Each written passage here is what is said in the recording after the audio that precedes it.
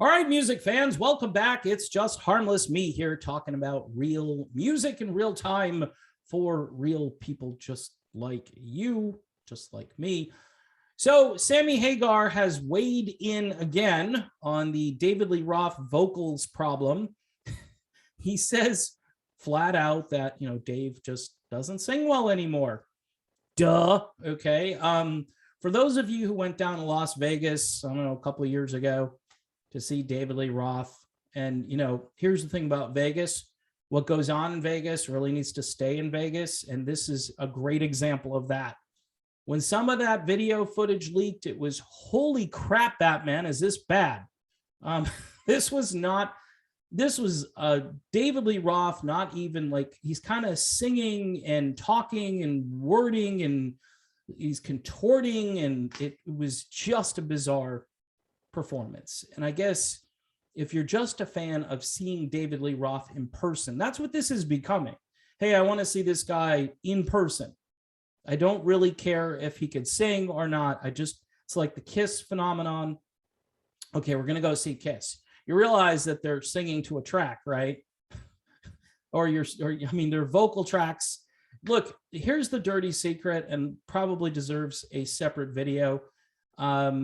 Based on what Meatloaf said in an interview with Dan Rather, and based on what people keep telling me privately, is that many of these shows have, shall we say, musical enhancement. All right.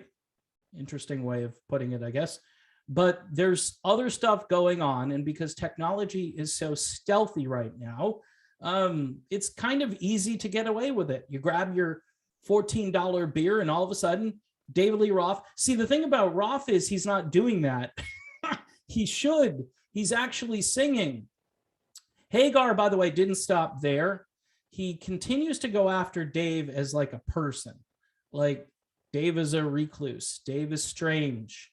I have kids. I have grandkids. Dave is kind of by himself, and, he likes it that way, I guess. So Sammy also said, though, that, Dave sounded great in the early days of Van Halen, and pretty much everybody will agree with that. But when the music industry went south and Dave's solo career was pretty much over, Dave, he didn't really sing, I don't think. I don't think he tried to keep his voice in shape. And, even Ted Templeman back in the day said that he wasn't sure if Roth was going to make it as the vocalist in Van Halen.